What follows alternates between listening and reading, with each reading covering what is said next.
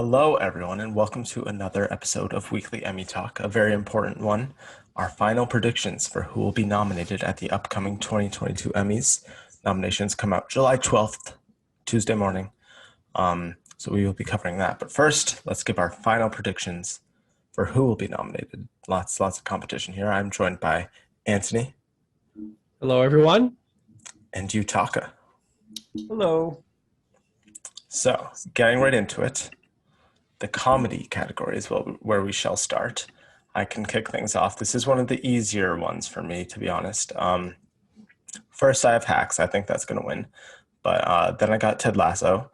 Then I got Abbott Elementary. Then I got Barry. Then I got Only Murders in the Building.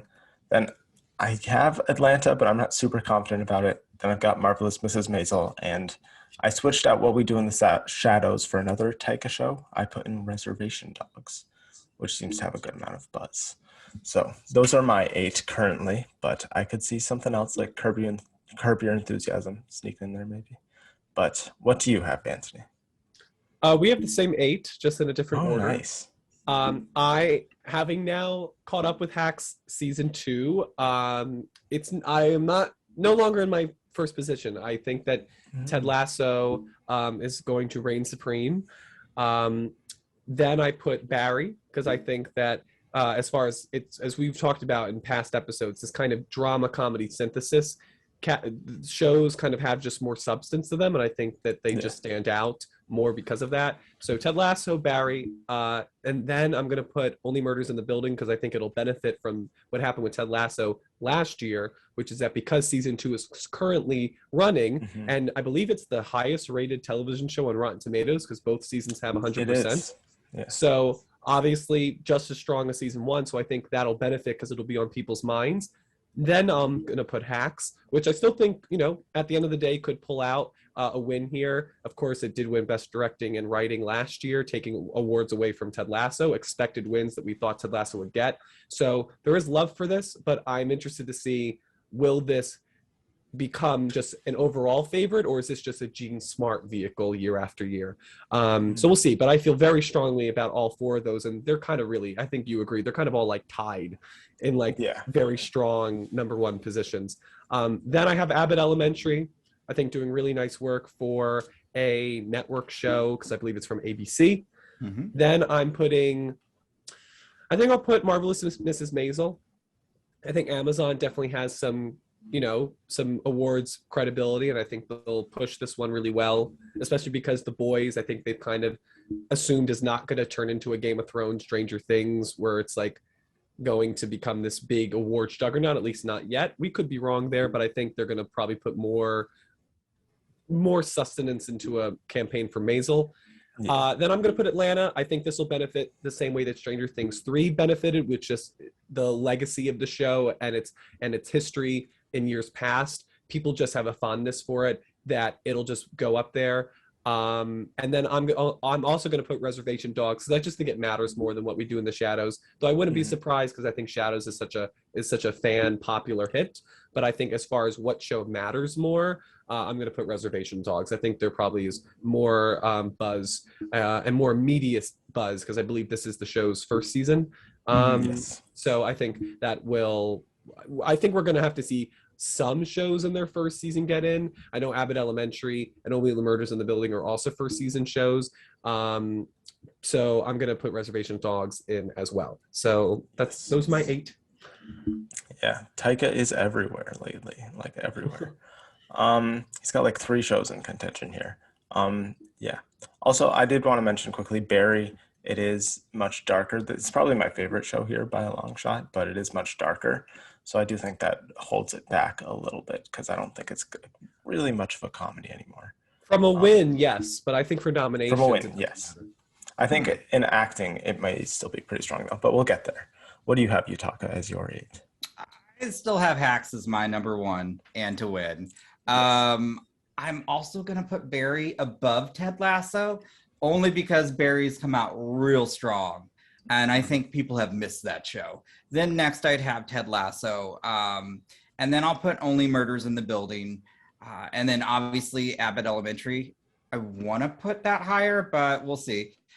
Even though I really love that show. I think Marvelous Miss Maisel because it's its final season. I think Atlanta will go. And then, I like Reservation Dogs, but I think I'm going to go with What We Do in the Shadows because it feels like that's still on an upward trajectory because I agree. I do think it's more fan-based, but I think that will still help kind of sway people. Yeah. The Emmys do like returning stuff. They do favor that much more often than new stuff. Yeah, I think the Golden Globes are always the people who like pioneered like the new shows, and they would like kick out people like, I don't know, Veep or Transparent for like these new shows. Like they were the ones that pioneered and like awarded Mozart in the Jungle when nobody knew what the hell that show was. Yeah. So that is true. The Emmys love, I think, because again, you know, they build a credibility and a legacy among the voters. But something tells me because because both of them are like FX Hulu shows, correct? Yes. Me if I'm wrong. Mm-hmm. So like, I don't know, maybe I think there might be they may see a spot open. Like if they're deciding between the two, they may want to bolster the profile of Reservation Dogs with a nomination so more people check it out because they already know What We Do in the Shadows is doing quite well. That's potentially. true. I don't know. True. I think, both are renewed for another season. So yeah. I do think Abbott Elementary is being a little underrated too. I do think it's very beloved. So I think if it does better than expected on nomination morning, I wouldn't be super surprised by that. I'm not going to be mad if it wins. It's really good. I wouldn't be mad either. Yeah. Next, comedy actress. This should be relatively easy, at least for who's number one, which is Jean Smart. She's going to win again. It's probably the most locked acting category, in my opinion. Then we got Rachel Brosnahan, Marvelous Mrs. Maisel. I've got Issa Rae, Insecure. Selena Gomez, Only Murders in the Building. I should have Quinta Brunson higher, but I have her getting nominated. And then I kicked out Kaylee Cuoco for The Flight Attendant because I just have not heard good things about the second season, or really anything at all. It doesn't have much buzz. And it's Blackish's last season, so I put in Tracy Ellis Ross to get a final nomination there. Yeah. How about you, Anthony?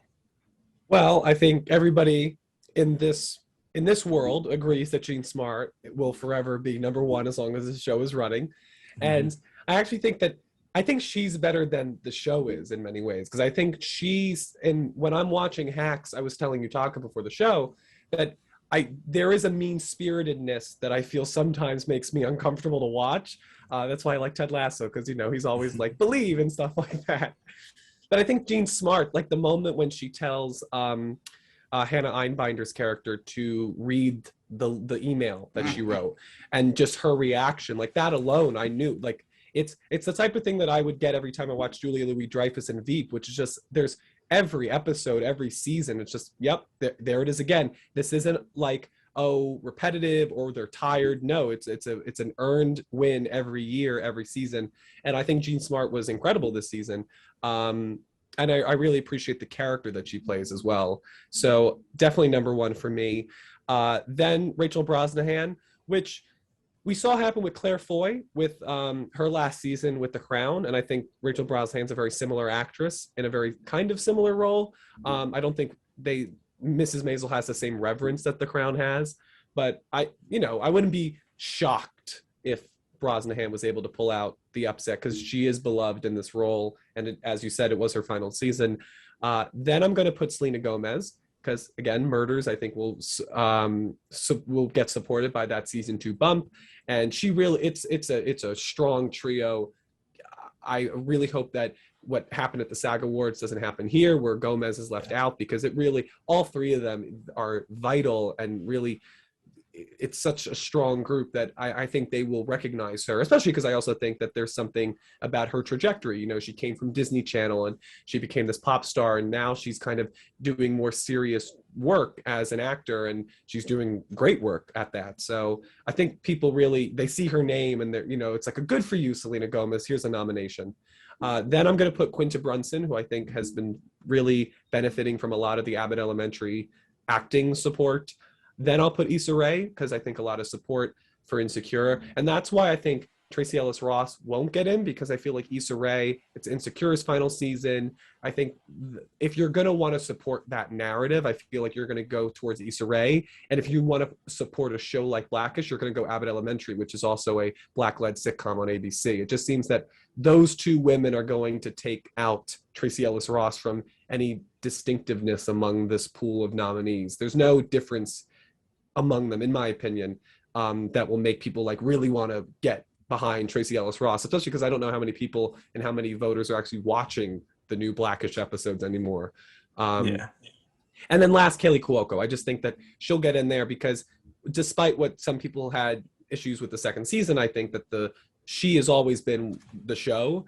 And I think, again, like Selena Gomez, I think a lot of people respect how she was able to leave Big Bang and find another great role for herself. I think she produced it a similar route to what happened with Margot Robbie with I, Tonya. I think there's a lot of respect for her. So I'm going to go Kaylee Cuoco in my sixth spot because I agree, Flight Attendant, it's not the most like firm show in terms of like getting everybody nominated, but I think she's separate from the rest of the show.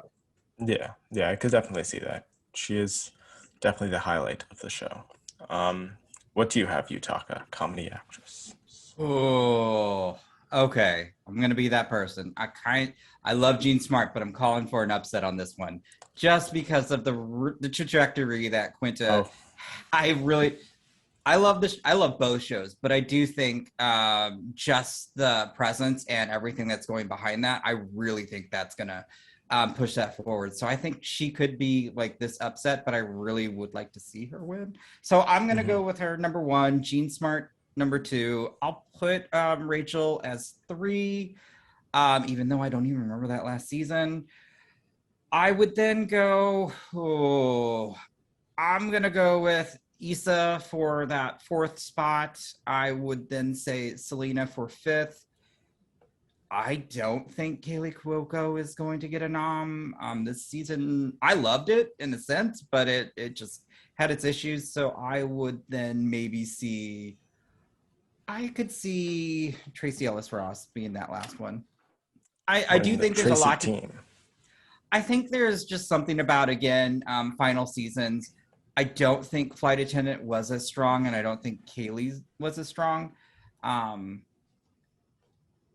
I mean, I'd almost remove Rachel, but again, I don't remember that last season at all, so that would be unfair to say.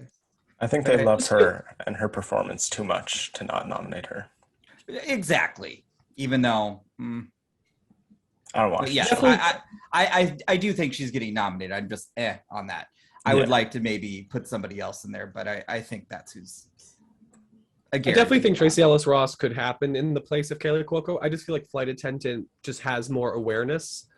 Yes, like I feel like Blackish has gotten to the place where like it's that's still on. That's still it's okay. Final season. Like to the point that like Modern Family, once it passed like season 7, like I love Modern Family. I just feel like Blackish has worn out its welcome a little bit, where I think Flight Attendant at least has billboards all over, like as somebody who lives in California for school, like you see billboards for Flight Attendant. I just feel like there's more awareness for it and that type of show. So I just also want to mention I really loved Schmigadoon, and I feel like if I could put Cecily Strong in here, I would, because I thought that was singing and dancing, and it was a very sweet performance that I think this category would be grateful for if they had her in there. So that's just my it's never gonna happen because people forgot that show existed. But it did get renewed though. It got renewed. I know. Yeah. What did they say? It's gonna be Schmicago or whatever. I forgot about that.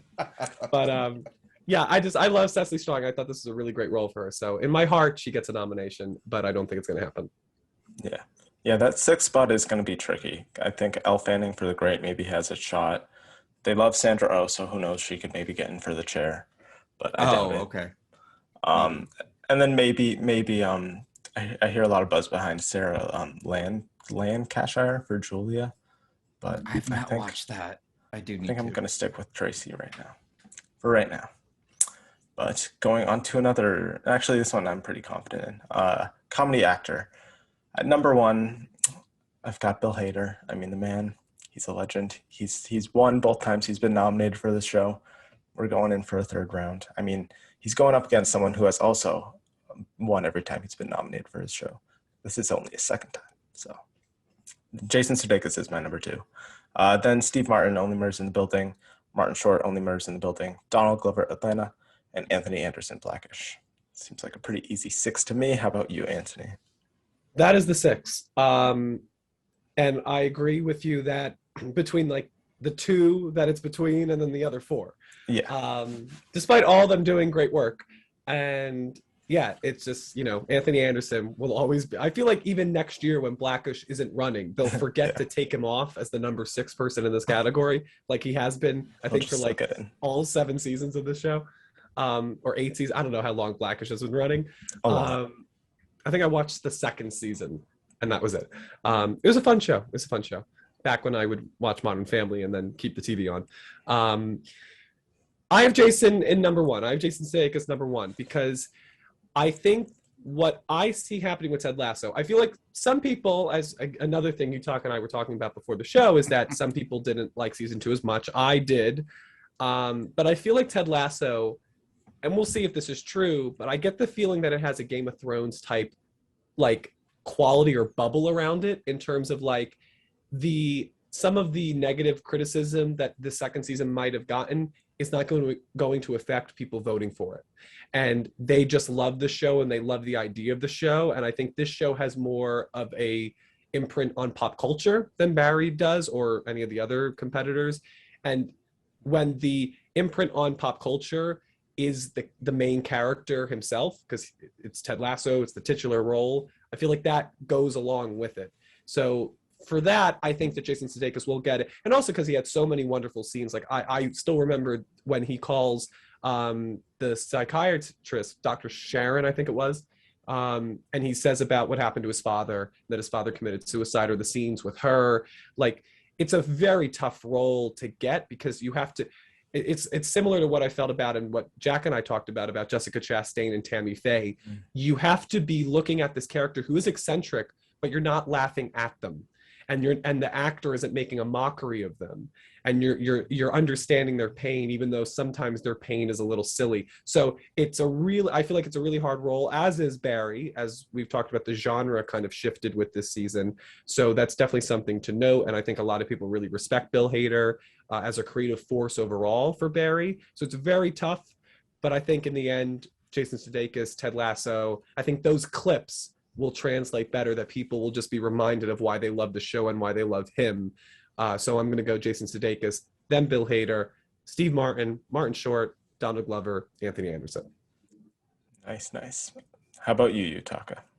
I'm actually in agreement with you, Jack. Okay. We've talked about Barry. I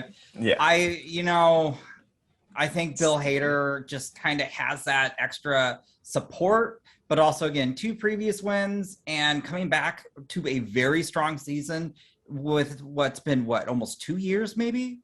I think 3. I think the last season was 2019. People have been waiting for it, and there was that potential to kind of come back and then just fizzle out, but it hasn't. It's remained strong. So it's kind of cool to see that. I mean, it's kind of torn between Jason and Bill, so I'm really excited to see that. But I would have to say my list is exactly the same as Jack's on this one, because I do think everyone else is really good. I agree. It would have been nice to see Anthony Anderson win at least one of the times he was nominated. But I really think it's going to be Bill Hader. But yeah, I just worry Bill Hader might be a Julia Louis-Dreyfus, where like the show goes on hiatus, it comes back, and everybody's expecting him to win. But in the meantime, this new show rose and kind of took a little bit of the steam. I see that potentially playing out, where even though he's been undefeated thus far, because of the break, they're kind of like, oh, we can give it to somebody else. Cool. So that's maybe why I feel like a little bit stronger with Sudeikis than Bill Hader. And also Bill Hader can be awarded for directing, right? Because that's what I worry about. If people are like, oh, I'll give him an award for like, because he directs, he writes, he's like behind the whole show. So if they're like, oh, I won't give him acting, but like directing or writing. Now, Julia won though like 6 times. 6 times. That's true. Like, as much as I But wanted once to see that break seventh happens, win, once that break happens, I think it unlocks you from doing that. And because we've talked about this with the Oscars, like we don't think people do that, but I think the Emmy voters do, because for Ozark, they awarded Jason Bateman for the first and only time for directing. So I do think that when it comes to the Emmys, they're paying attention to where the person is overall over the entire ballot, and maybe not just in the acting categories. Just a thought. Yeah. Because Hacks the same way, they spread the love between Ted Lasso and Hacks. So that's the Emmys seem to spread the love maybe more consciously than the Oscars do. yes, Emmys like I their would agree. repeats. They do, like, if you've won before, they like giving you one again. And both of these guys have won, so that's what makes it tricky. But I'm gonna stick with Bill Hader.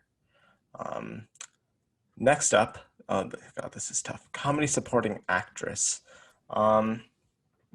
I think I'm sticking with Hacks performing strong, and I'm gonna have Hannah Einbinder as my number one. I think she is just. I mean, it's kind. I don't consider it category fraud, but she's pretty much a co-lead with Jean Smart. I think she's just as important to the show as Jean Smart is, and I think her performance is pretty much as strong as Jean Smart's. I think the show doesn't work without her. Then second, Sarah Goldberg and Barry has delivered some incredible work this season. Dramatic work mostly, but still incredible stuff. So she's my number two. Then I've got Hannah Waddingham for Ted Lasso. I don't think she was as strong in season two as she was in season one. And I think the buzz for this show has fallen. So I think she will be one of the people to fall with it. And then the other peeps who don't have a chance. Alex Bornstein for Marvelous Mrs. Maisel, Juno Temple for Ted Lasso, Kate McKinnon for Saturday Night Live because it is her last season, Janelle James for Abbott Elementary, and I'm not completely confident about this. I'm between Meg Stelter and Amy Ryan. I think right now I'm gonna go with Meg Stelter, but I think Amy Ryan is just as likely, or maybe even someone else from Abbott Elementary. Who knows? But that's what I got right now. What do you have, Anthony? Can you change my mind on those last few spots? We will get to those last two spots. I think you can guess where our disagreement is going to be. I think so. Show I have as number one, which I just want to put up because I feel like there's some I think you talk and Jack both like season one of Ted Lasso more than season two. On Rotten Tomatoes, season one of Ted Lasso is 92%. Ted Lasso has 98% season two. So critically, season two was more favorable. Now you could contribute that to more people falling in love with the show in the interim, and then season two getting a higher boost because of that, kind of an Austin Powers situation happening. But just to put it out there, I think maybe this idea that season two maybe fell off a little bit, maybe not. I do think what could contribute more if Hacks does overtake Ted Lasso in some of these key categories is the release date, that season two came out so long ago compared to Hacks just wrapping up. But I'm going to put Hannah Waddingham as number one because I think that if they submit the right episode, and I would submit her dad's funeral, I believe, right?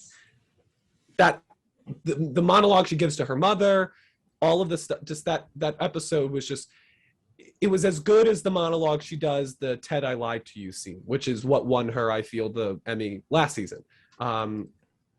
Even if that wasn't the episode they submitted her for, I can double check that when Yutaka's giving his spiel. But I found that whole episode to be so beautiful in terms of how it's very similar actually to what Sadie Sink does in volume 2 of Stranger Things, where she kind of talks about like when the people that we have complicated relationships with pass away, how you rectify those emotions. It's difficult. And I thought Hannah Waddingham beautifully captured that while still being very funny, having the side plot with the affair that she was having with name out of my head. We'll clarify that later. But so I have her as one. I think the thing with Hacks and why Einbender, I'm a little bit not as optimistic about her chances winning, I think obviously she'll get nominated, is just because I think Ted Lasso seems very much an ensemble piece. I don't think it is the Jason Sudeikis show, where Hacks feels like the Jean Smart show in many ways. Like I feel like people watch that show for Jean Smart, not to say that the ensemble isn't great, but that show seems more focused on that character than some of these other shows. I would say even Barry is more focused on Henry Winkler and Sarah Goldberg. So I think that's the only thing that Einbender suffers from. Is just she's a newcomer and she's in such a huge shadow of Jean Smart that I think it's harder for her to overtake that shadow. But she's still fantastic, and I really enjoyed her in the second season. Probably even more than in the first season, especially when she has to like tell spoilers, tell Deborah that she doesn't want to leave and she has this new job. So she was great, but I'm still going to put Hannah W over Hannah E. Then Alex Borstein, who won in this category in the past, will celebrate in the final season bump. Juno Temple and Ted Lasso, who is so wonderful. Kate McKinnon, final season for her on SNL. I think she will, of course, receive a bump for that because she's won this category twice before, I believe. Probably. I think so. At least once. I know she won once because she won the year Alec Baldwin won, but I think it was twice. And then Sarah Goldberg for Barry, because again, I think like Selena Gomez, this is a third member with Henry Winkler and Bill Hader that really it makes Barry what it is and a necessary perspective to that show. There's 8 in this category, correct? Yes. So then I will also put Janelle James for Abbott Elementary because I think, again, that show, as Yutaka's talking about, as we've talked about in past episodes of Weekly Emmy Talk, it's kind of experiencing a Coda type trajectory where the people who love it really love it. And I think that support will show up here, especially because we have 8 potential nominees. And then number 8, it's tough because, this was Cecily Strong's final season on SNL, correct? I don't know. Was it? We can do a Google search because she has been nominated in this category in the past. Yes. So that's where I'm like, if it is her final season, then maybe she is, but I don't think it is. So like, I think there's strong speculation that it is, but I don't think she was one of the 4 that left. Now she could of course announce that she's leaving in between seasons like Leslie Jones did. So maybe that's why some people are saying that she could get nominated because they're anticipating that she's going to leave, which I think would be funny. But I don't know. They're like, I don't remember any like major characters from her this season in the way that Bowen Yang or Chloe Fineman really like made you remember them. And like, I don't even remember if they got nominated, but Cecily Strong just feels like the Anthony Anderson, like just like, just throw her on because we need an 8th spot. But I feel like, as Jack said, there are other contenders for that 8th spot. So I'm going to go Amy Ryan because, again, Only Murders. And I think people love Amy Ryan. I think she's a little she's due for something like this. She was in Birdman and she was great in that movie as Michael Keaton's ex-wife. So she's, I think, a really respected actor who doesn't get a lot of awards attention because she doesn't usually play those type of roles, but she's really good here. She does a lot of dimensions and her dynamics with Steve Martin in particular are great. So I'll throw her in the 8th spot. And yeah, I feel pretty good about that. You're tempting me to switch over to her. I'll stick with Meg for now though. How about you, Yutaka? What do you have? Okay, I do, as much as I would like to see Hannah in my number 1 spot. They're both named Hannah. Which Hannah? Okay, as much as I would like to see Einbinder in my number 1, I don't. I see Hannah Waddingham in my number 1. Then I would see Einbinder, and then I also agree Alex Bornstein because she's won before, but I don't see that winning, but I easily nom. I think Juno Temple for sure. And same thing with Kate McKinnon, final season. I don't think she's going to win. I definitely, obviously, will have to say Sarah Goldberg because I do love Barry. I want to put her higher, but there are just stronger competitors. I'm going to, like you said, I'm going strong for Abbott Elementary. And so I'm going to put Janelle James. I feel like she's also on the upswing, but we'll see. And then another thing with the last season, I'm going to put Yvonne Orji in there. I toyed with her. Yeah, I could see that. Yeah, I really do. I think she did great this season. This season wasn't one of my favorites, but it is the final season. And so I could see her getting nominated. Yeah, I could definitely see that. So I think it's interesting. You guys have more confidence in Waddingham than Sudeikis. Yeah, I think she was the stronger in my opinion. Well, at least I do. Do you think them both at lower? I don't have either of them winning, so I don't have confidence in either of them. Do you know what I'm saying? I agree, but do you have stronger confidence in Waddingham or Sudeikis than Jack? Because it seems Sudeikis. I would say Sudeikis. So you think Einbinder is more likely to win than, oh my God, Bill Hader. Bill Hader? Thank you. Oh my God, I'm tired. Interesting. I don't know. This is a tricky category. I don't think Waddingham is going to repeat, but I do think Bill Hader is stronger competition than Einbinder is. We shall see. But yeah. I was just trying to think of like the episode I would submit for Einbinder. I feel like it would have to be the finale. The Dad Ashes, maybe, episode. The Dad Ashes, yeah. That was a good episode. But this is my thing. Like, whatever episode you submit of Einbinder, as good as she is, I'm going to be like, oh my God, look at how great Jean Smart is. Wait, I'm supposed to be watching this for Hannah Einbinder. Because I talk about this with somebody I'm cutting a reel for. Like, I tell them, make sure you're the best person in the scene that I'm putting into your reel. Mm-hmm. And I feel like that's Hannah Einbinder's problem, where I think Waddingham doesn't have that problem because the episodes that they'll probably submit for her, she's the center focus and her monologues are always like tear-inducing. So again, that could just be the way they campaign and try to get their support. But I think that's my thing with Einbinders. Whatever scene she's submitting, she's probably going to have to submit one with Jean Smart. And I'm not sure if then that's who people come away from that scene remembering, as good as she is. Yeah. Yeah, this is definitely, out of all the comedy categories, the one I'm least confident in right now. Yeah. I mean, it doesn't matter at this point. We're just predicting nominations. We're having fun talking about who's going to win this far out. We only got until September to talk about it. Okay, comedy supporting actor. I'm very tempted here to have a Barry actor at number one, but Ted Lasso is going to win something for acting, and I do think, in my opinion, the strongest narrative-wise out of all of the contenders is Brett Goldstein for Ted Lasso. So he is my number one. Then I've got Henry Winkler as number two. I mean, he was incredible this season. He had his own little subplot line. The last episode, he fooled me with some of the acting he did. So yeah, he was really good. Anthony Carrigan, also for Barry, is my number three. Less to do this season, but he's always really, except for the last episode, a comedic character, so I appreciate his presence. Then, of course, Tony Shalhoub for Marvelous Mrs. Maisel. That's just going to happen.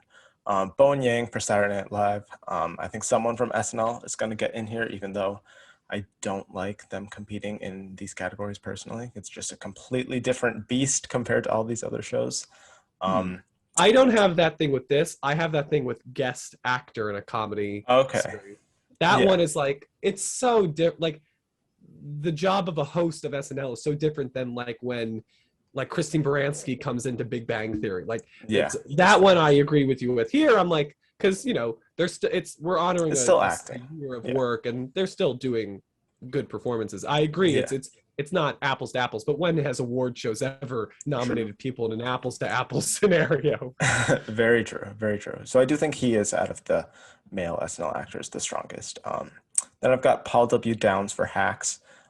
Him and Meg Stelter both had a increased plot line and presence this season, and I appreciated especially his presence. Then I'm struggling having him still on my list. Brian Tyree Henry for Atlanta, I'm considering kicking him off just because he's a mainstay of the show and he usually gets nominated, but the buzz for this season has been like, especially for a show that used to have a lot of buzz, it's not much buzz at all. So I'm considering kicking him out. And then I've got Nick Mohammed for Ted Lasso. In the second season, I think he had more stuff to do acting-wise. So I have him getting in there. I should probably kick out Brian Tyree Henry for Kenan Thompson just because he seems to always get nominated. But we shall see if I'll be swayed. What do you have, Anthony? Did you have 3 Barrys in there? I had 2. I did not have Stephen Root. Okay. That was just wanted to clarify. So, yeah, I think just for his "Don't You Dare Settle for Fine," Brett Goldstein, what a great quote that was. Number one. That would be great if this was the one category I didn't have confidence in. The one that I did, but the one that, Yeah. I mean, listen, I agree with you. I think the fact that if all 3 of them repeat, that would be quite a feat. And maybe an impossible one. But as far as nominations go, I think, number one for me. Then Henry Winkler, because he's the Fonz, and he does great work on the show.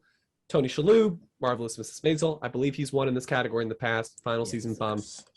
I feel like if you've won in the past and it's the final season and the last time you were nominated wasn't 5 seasons ago, you're golden to get a nomination at least.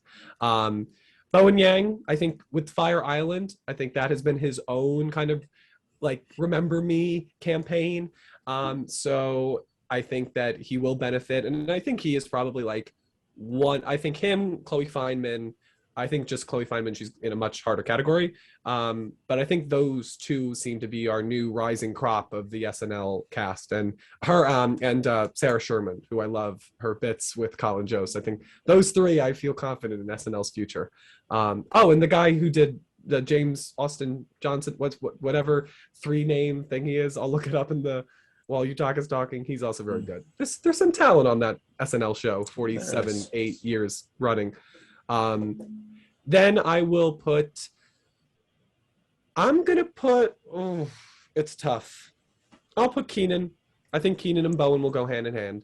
And then I will put Anthony Carrigan with Barry. Very different type of role, and I think that individuality to his character will stand out among the nominees. Then I will put Nick Mohammed, because I think that last scene alone, it's not very comedic, but it sure is great. And I think he definitely is like the epitome of this show, that like he is kind of the center in many ways of season 2, his arc. So yeah, I'm gonna put him in. And then I'm torn because Atlanta doesn't have the same buzz as Hacks, but at the same time I found Paul W. Downs, like the whole thing was like, Kayla, stop. Kayla, what do you do? Kayla, like that was his whole performance for me. So it's tough for me to like put him in here with the rest of them. He's also a creative behind the show, so they could honor him there. He's already won an Emmy for it, Yeah, he already did. I think he won. Did he win? Yeah, he won last writing, because I think his wife won directing, Lucia Anello, Yes. who I've been fans of theirs since that Scarlett Johansson Rough Night movie, which he was also in as like, I think I was the only person who liked that movie, but again, it was Scarlett Johansson, so it's probably the reason. But I'll put him in there because again, I think that Hacks has more awareness than Atlanta, and I do think that they like him.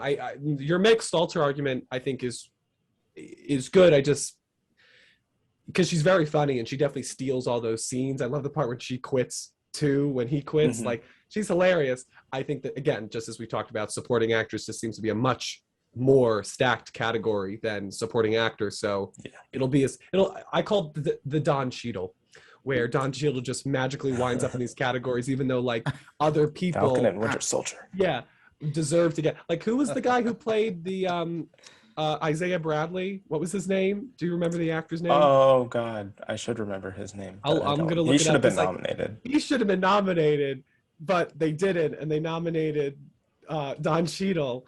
Different categories, of course, but let's see if I can find it. Carl Lumley. Yes. Yeah. So that's why Paul W. Downs will be a nice Don Cheadle, where the scene partner, the wrong scene partner, will get in over the other one, even though he's still good. Yes, I looked it up super quickly. It is worth mentioning. Apparently, Marvelous Mrs. Maisel still has one more season to go. So this is their 4th season, but not their final season. They've got the 5th and final. Sorry. No, it's okay. Feels like it's your reaction. Speaking of which, what do you have, Utaka, in comedy supporting actor? Well, clearly I'm not a Marvelous Miss Maisel fan. No, honestly, I do think Brett Goldstein's going to win this one. I would think truly he is the strongest bet out of the 3. But, oh man, Henry Winkler is so good this season too. And I think he's won in the past. He has. As well. So he won. Didn't he win his first Emmy for Barry? I think so. Yeah, that's why. So this is very hard because you got Brett Goldstein, Henry Winkler, and Tony Shalhoub, all past winners, and Tony Shalhoub is multiple Emmy wins as well, not even just for this show. So I have it Brett Goldstein, Henry, and then Tony Shalhoub. I would put Anthony Carrigan over Bowen, even though I love them both. And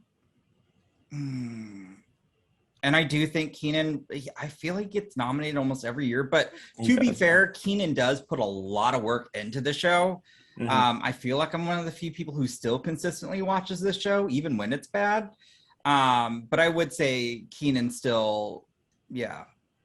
I don't think I have Brian Tyree Henry just because this season hasn't been very well received. So I would say Nick Mohammed from Ted Lasso. I'm going to go with you and say Paul W. Downs, though, from Hacks, because I just believe the way he interacts with Kayla, like the way they bounce off each other is really good and really funny. And I don't know what episode he would submit though, but I really also enjoyed one of the last with the the HR episode was a good one too. That was. But yeah, I would say he would be my final. I think I'm gonna kick out Brian Tyree Henry for Kenan Thompson. Sorry, but must be done. So that's supporting actor. Now quickly gonna go through the guest stuff. I don't really have much experience with these categories, so I'm just mostly going with the top ones. So guest actress, I've got Jane Lynch, Only Murders in the Building, Laurie Metcalf, Hacks, who she was incredible as Weed, Gillian Anderson in The Great, Ariana DeBose for Saturday Night Live. She just won an Oscar, so I think she's got a lot of buzz surrounding her. True. Harriet Walter for Ted Lasso. And then lastly, I have Jane Addams for Hacks. Only 6 for this category? Only 6, yeah. It's so weird how they do this. This is so like confusing. The numbers, I know. And then in limited, there's only 6 for some reason in supporting. It's just, yeah. How about you? So, yeah, both Jane Lynch and Laurie Metcalf are both great in their respective shows. I would love if Laurie Metcalf won just because she was so, for the episodes that were a little bit frustrating for me for Hacks because of how mean the characters were being to each other. Laurie Metcalf was the bomb on the soul that made me get through it. So I think I just loved her so much, and it took me a second too. So I really loved how she played with her look there. But Jane Lynch was really funny as the stunt double to Steve Martin. Ariana DeBose continues to just create such a wonderful career for herself after that Tony hosting gig she did. Oh, that's so good too. Yes. I'm going to put her in 3. I will then put Gillian Anderson at 4, Harriet Walter at 5, who of course is also the mother on Succession to all the kids there. So really well respected. She was also in Jack's favorite movie of all time, The Last Duel. Yes, she was. Which she was good. She was good. She was as good as you could be in that movie. Everyone was good in that movie. It's definitely better than House of Gucci. That might be fair. We might agree. Okay, that might be the only thing we agree on. The Last Duel is that it's better than House of Gucci. I mean, Lady Gaga. Excuse me. See, he's vexing me from saying anything more about The Last Duel. Don't say anything about Lady Gaga because we don't want that heat right now. No, she's great. She held that movie together with a fine-tooth comb. She did. And that's somebody who Adam Driver was in 2 movies that, without hyperbole, changed my life. My God, Adam Driver needed to go into witness protection during that movie. Anyway, then number 6, Jane Addams. I will put in just because I think that her episode of Hacks was one of the stronger ones and her performance was vital to that arc working. Though I really loved Harriet Sampson Harris, who had a bit role in Licorice Pizza. There was a Twitter thread going on of best performance from a person who's only in one scene of a movie, and she was the first person I thought of. She was incredible in Licorice Pizza, as she was in Hacks, and I thought her scenes with Jean Smart were, I think they kind of summed up what the show at its heart and soul is. It's about these aging women who are trying to find a place in this industry that wants to discard them, and their scenes together were so moving. So I would love if she could get in there, maybe take one of these spots.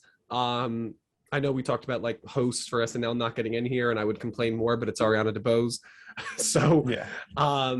So I would love if Harriet Sampson Harris could get in here, but I think that Jane Addams will be the one that does, and Laurie Metcalf from Hacks. So I guess I'll be fine. But yeah, I agree with those 6. Yeah, I do like Harriet Sampson Harris. Ming-Na Wen on Hacks too was a lot of fun. So many fun surprises in that show. Yeah. Oh my gosh, yes. I'm gonna go with Laurie Metcalf as 1 though, because I'm a bigger fan of Hacks. Love to see it. But I do think Jane Lynch is strong competition. I do think Ariana DeBose, I mean, again, she's only going up. I wouldn't be surprised if she won, but so I'll have her as third. I'll have Harriet Walter from Ted Lasso as 4. I'll have Gillian Anderson as 5 for The Great. Maybe that's just because I'm not just a fan of The Great, but I could be wrong. And then I would also have Jane Addams from Hacks. Pretty. Yeah. Did you not like her on that show?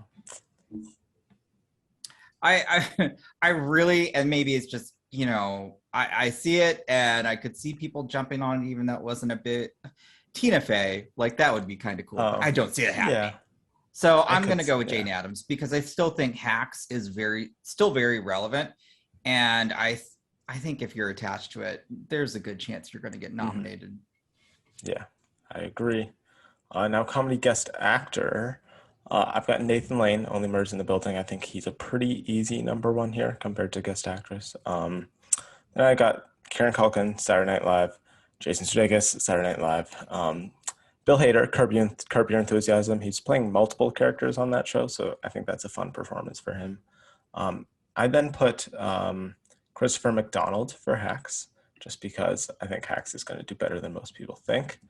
Either him or I was either between him or Devon Sawa for Hacks, but I went with him. And then I'm gonna go with. I really don't want to do another Saturday Night Live person, but I guess I will. John Mulaney for Saturday Night Live. That's what I will go with. So, how about you, Anthony? How many SNL people are in this contention is a little ridiculous. And I'm sad not to see, I think it was Jabuki Young White who was on Only Murders in the Building. He was like the massive super fan who came in for an episode. Yes. I would have loved if he could have gotten a nomination here, but he's not even like on Gold Derby's list, which makes me worried. Gold Derby's interesting because I feel like their list, which I'm looking at now for the guest categories, like, I don't know. I feel like you're right that like Devon Sawa would be much higher for Hacks. Like that's such a fun little role.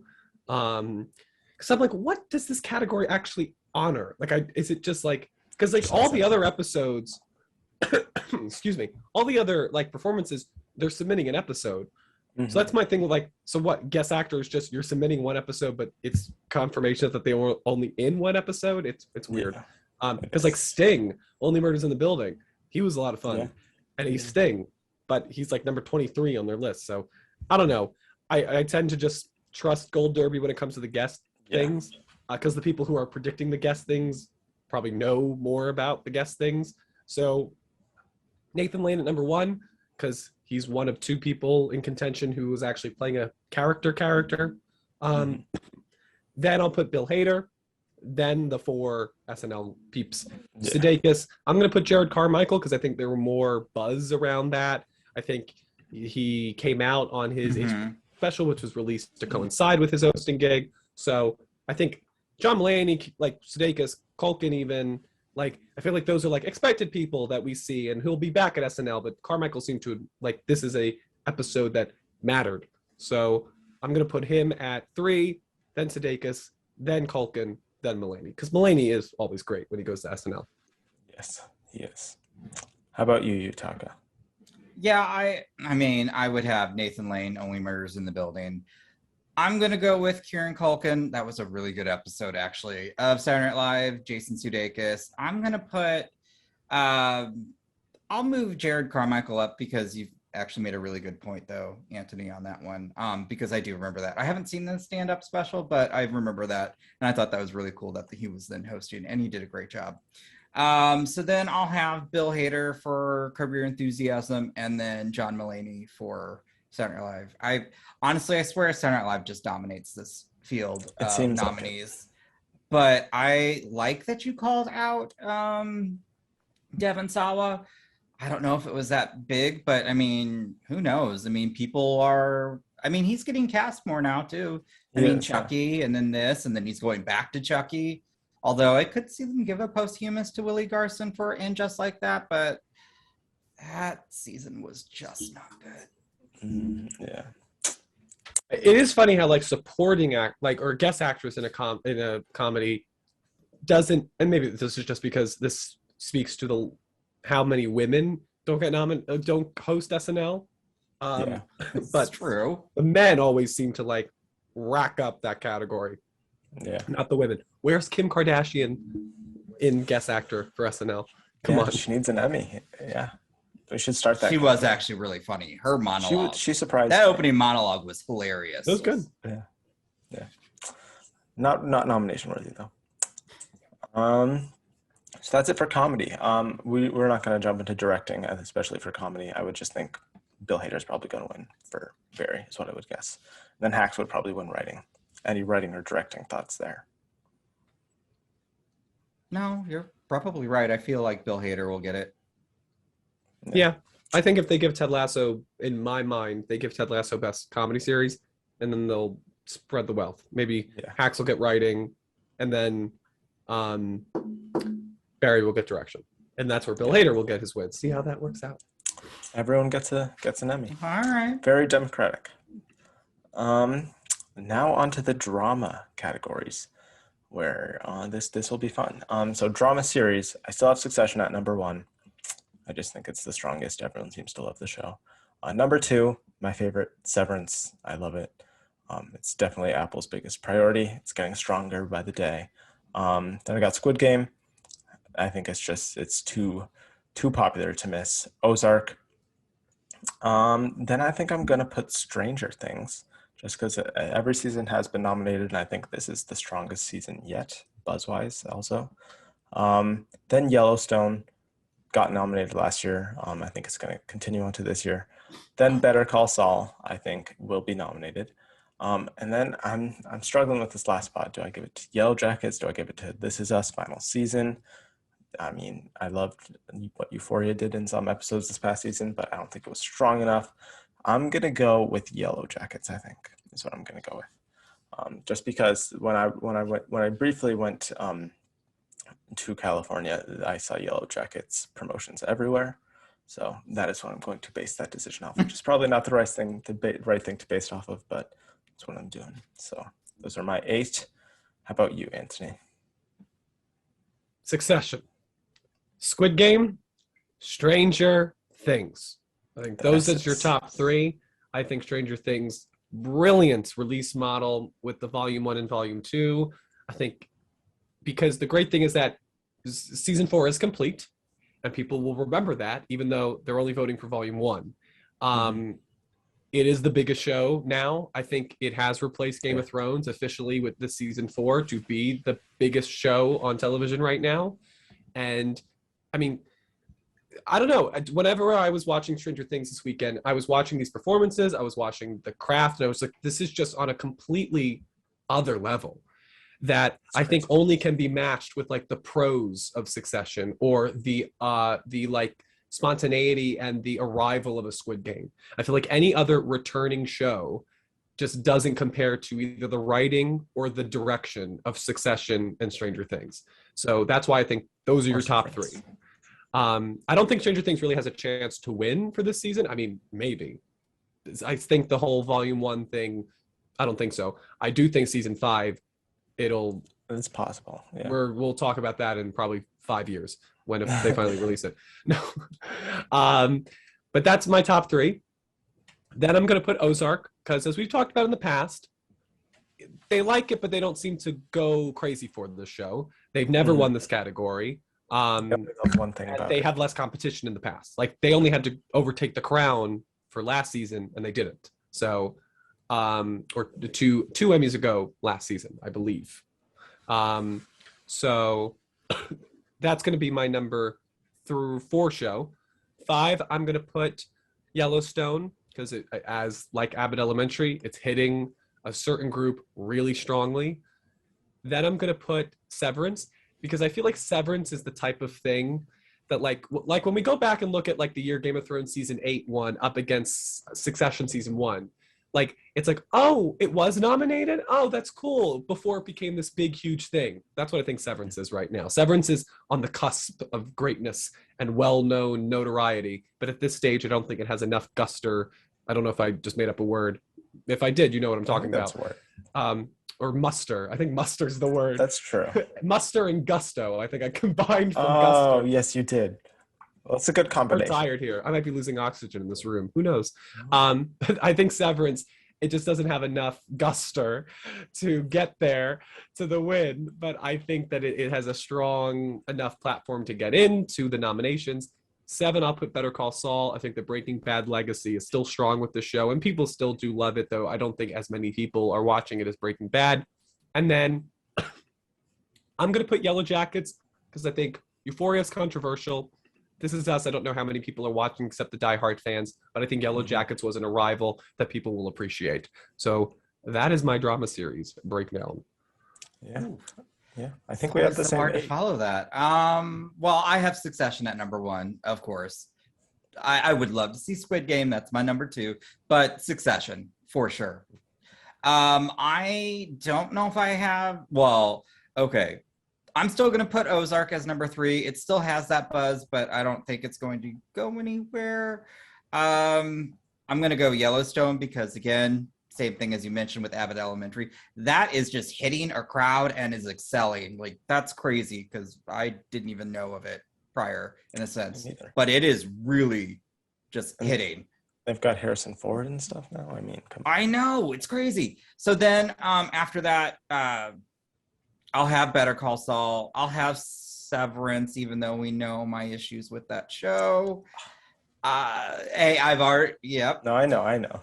And then Yellow Jackets for sure. I would probably put Stranger Things because Euphoria, as much as I enjoyed the season, it wasn't consistent.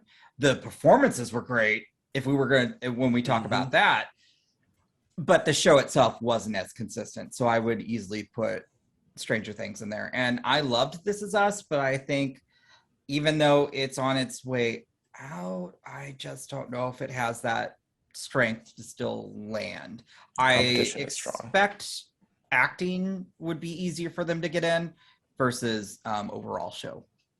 Yeah. Euphoria just seems to me like TikTok the show, where just because it gets trending doesn't mean it's good content.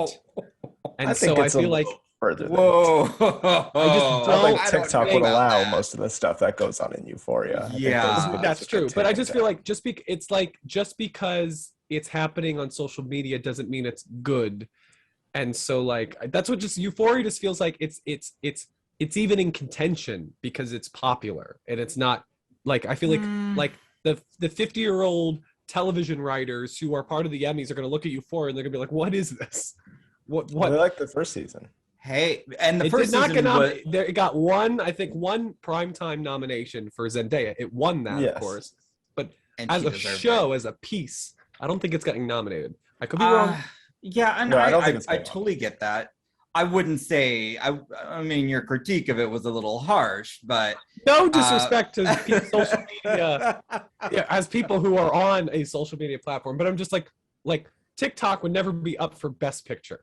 And I think, I'm not on TikTok, so yeah. So that's just I feel like TikTok. The people who are on TikTok know how TikTok works, but it's very different than how like Succession does what it does, and Ozark and Squid Game and Stranger Things. It's just I don't know. I feel like Euphoria is on this list because of its like how controversial and how it trends, and the fact that like Sydney Sweeney and what was their name, Matt, like what was it? They had like a fight. Like that's why we're talking. We're not talking about like well-written stuff. We're talking about like two people fighting at a ridiculous school play. I don't know. It's just it's definitely the wrong way. It's definitely the popularity that is keeping it in the conversation, I would say. But I still enjoyed this. I think the performances. I agree. The writings may not be the strongest, and maybe that's because the directing is still, I think, strong in my opinion. Yeah, I think the writing forces. But the performances, I think that's what keeps everybody like. It's the saving grace of the show, because it's for me, it's the only place that you can find like dignity and in these characters. Like I feel like it seems like they want to wallow in how terrible these people's lives are, where I feel like the actors are like, no, but we gotta kind of show some happiness and lightness, or people are not going to care.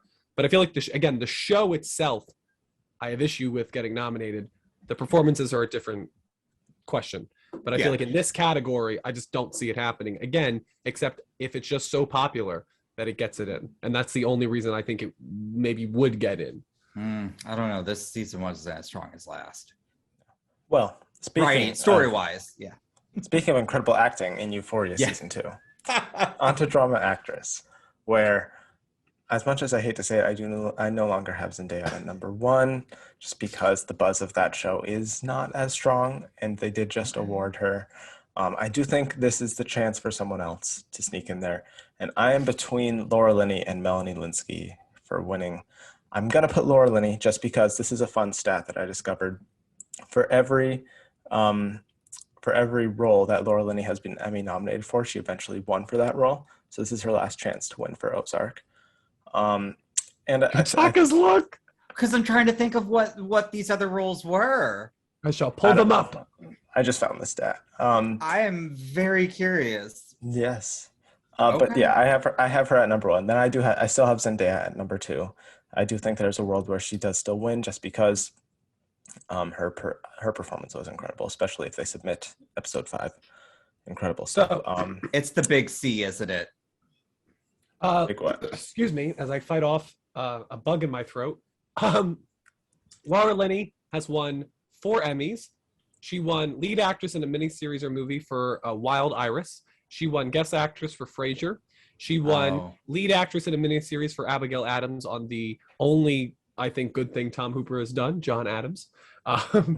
And then she was nominated for The Big C in 2011 and then won in 2013, which I believe was the show's final season. So, listen, I agree. I don't know if you gave your whole list, Jack, so we can go back No, to I it. think the other ones don't really. The other ones don't really matter. So Laura Linney, then Zendaya, then Melanie Lynskey, who I think has an outside shot. Then we got Jennifer Aniston. I mean, hot take for me, but I've got Britt Lauer for Severance, just because I think Severance is going to overperform, and I think she was incredible on that show. She was probably my favorite performance on the show. And then I'm really struggling. I think I'm going to go with, since Yellowstone is so strong, I think I'm going to go with Kelly Riley in my last spot. Yeah, so that's my list. So do you have any Killing Eve people in your list? I don't think the show is strong enough for the last season to. This season was bad. Yeah, which is a damn shame, but it's bad. Yeah, which says something, because I enjoyed season 8 of Game of Thrones, but like even that season could like get all these wins. Where like if Killing Eve dropped off the face of the earth, then that's bad. Because they'll honor a controversial season like Game of Thrones again, even though I liked it. Okay, moving on. It's okay. I agree. I think Laura Linney's number 1. You just read the Rotten Tomatoes consensus. Like they always isolated her as like one of the best parts in the consensus. So like it seems ridiculous to me that out of our trio, Bateman's won for this show in directing, Julia Garner's won twice, and she hasn't won. Seems ridiculous. The only thing could just be that maybe this is another Emilia Clarke situation where maybe the character is unlikable even though they love the actor, or a Scarlett Johansson in Marriage Story situation where they don't like the character, so that affects them voting, getting passionate for the person. But Zendaya is not playing like some saint. So I think, and they've already awarded her. So I think that helps. I still think she has a strong chance, but I'm going to go Laura Linney for Ozark. Then Zendaya, then Melanie Lynskey, then Jennifer Aniston, who again, even though I think like Kaylee Cuoco, she is the show and she will stand apart from the show. Then Mandy Moore, then I'm going to put Kelly Riley, Britt Lauer, and I think I have one more, so I'm going to put Carrie Coon for The Gilded Age, because I think that show and her, there, it's a little underseen, but I think there is enough support for her, and I think she doesn't usually get, like, I feel like these lead roles, and I think she probably, I haven't seen the show, but from what I've heard, I think she makes the most of it, so I'm going to put her in my number 8 spot.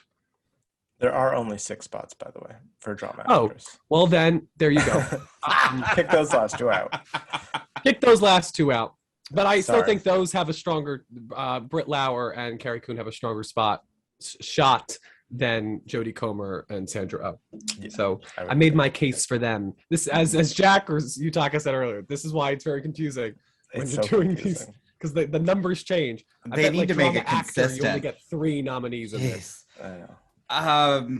Okay, well, I would hear in that statistic, and I mean, Laura Linney she's sometimes, mm, so many times she's been nominated for great things. So, all right, fair enough. I don't know. Episode 5, though, damn, I'm gonna go with Zendaya because episode 5 was just phenomenal. Better than anything she did in season 1, I think. Yeah, incredibly. I would then put Laura Linney, Melanie Linsky, which makes me very happy because I love Yellow Jackets. I'm going to move Mandy Moore of This Is Us up, not just because of the final season, but because of the story arc of her character. And I mean, that's probably some of the best acting I've actually seen from Mandy Moore. And I feel like she's consistently improving. So I'd move her up. And I would put Kelly Riley, and then I would put Jennifer Aniston. I'm not a fan of the morning show, so maybe that's why. But I mean, I watched it. I wouldn't call myself a fan. I did watch the show. I thought the season 1 was good. I love Jennifer Aniston. Friends fan till the day I die. Seen the show like 6 times through. And you're reminded of how great she is. And I think there's still a little bit of surprise of how good she is in the show.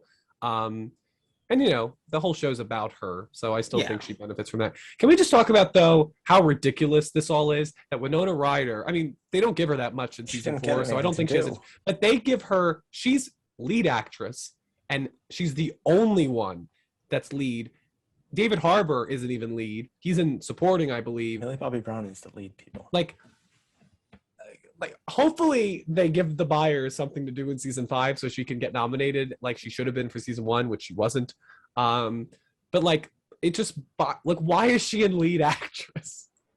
Because she's the name, and it's also she is the first name. Paid. Yeah. Like so, I get it, but it's like, I don't know. She just stand there gagged the whole time as Murray did a funny accent. I was like, what? How is this a lead? And Millie Bobby Brown is stuck in supporting. She probably has a better chance at supporting though. I mean, that's why I think it is. True. I think they were just like, well, she's the name, and Millie has a better shot, and Sadie, so we'll put Winona in lead. It just, I was like looking at it, I was like, really? Lead? I mean, she's not even equal to the supporting performances on the show. Yeah. I did just kick out Kelly Riley for Mandy Moore, so you've convinced me on that. It's really like that story arc was it's the last season too, and it was sad, and she was so good. Yeah. Okay, drama actor. I still struggle with who's going to win here, but we're just doing nominations. There are 6 actors. 6, yes. So I've got Brian Cox for Succession. Then I've got Lee Jung-jae for Squid Game. Then I've got Jeremy Strong for Succession. Jason Bateman for Ozark. Bob Odenkirk for Better Call Saul. And King Adam Scott for Severance is my list.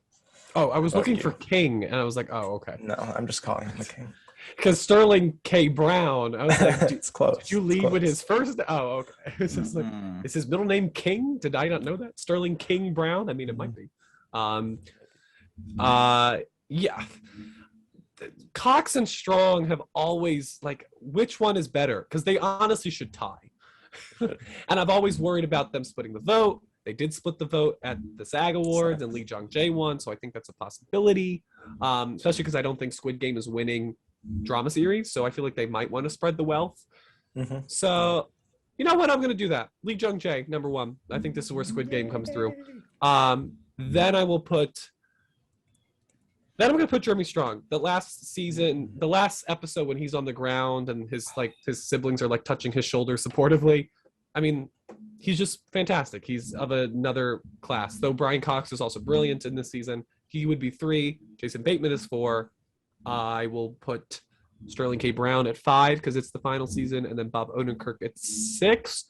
Though look out for Kevin Costner. I feel like he could take Odenkirk's spot because I feel like Better Call Saul isn't as much Teflon as people think it is, but I think he will outdo Kevin Costner because Costner seems to be on Yellowstone what Tom Hanks seems to be in every movie, which except Elvis, because Elvis is an outlier for him. Yeah, where it's like definitely. Tom Hanks, like Kevin Costner, you're so good, you're not good enough to get nominated, but you're a really necessary component to the success of this product. So I think he may get in, but I think he will let Bob Odenkirk take that 6th spot.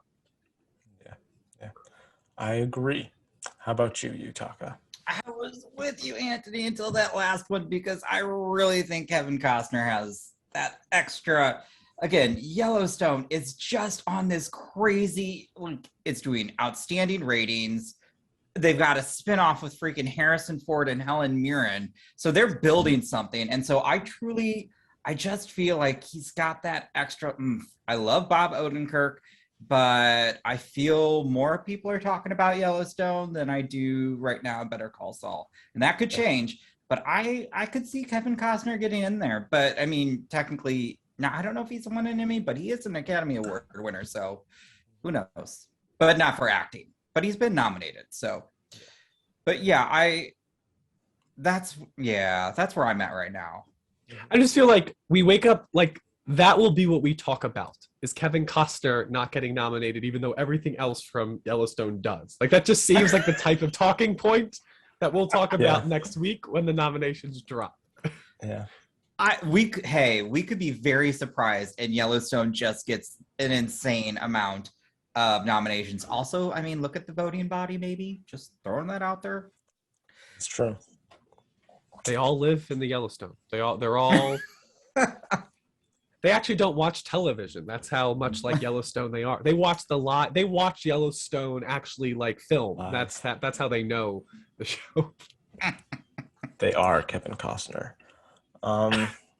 Okay, drama supporting actress. This is also tricky. I'm between Sarah Snook and Julia Garner for number one. I know we're just doing nominations, but I think I'm going to put Julia Garner just because she hasn't missed. I mean, Sarah Snook did miss at SAG, so I don't think she's as strong as I would like her to be. Yeah. But Julia Garner wasn't in that same SAG season. She wasn't. But I do it's not think a one-to-one comparison. Yeah, she seems to be the thing that they like the most about the show, and it's the last season. That is true. So yeah, those are my top two. Then I've got Jun Ho Young for Squid Game. Then I've got J. Smith Cameron, Succession, Christina Ricci, Yellow Jackets, Patricia Arquette for Severance, Sadie Sink for Stranger Things, and I don't know. Do I keep Sydney Sweeney for Euphoria?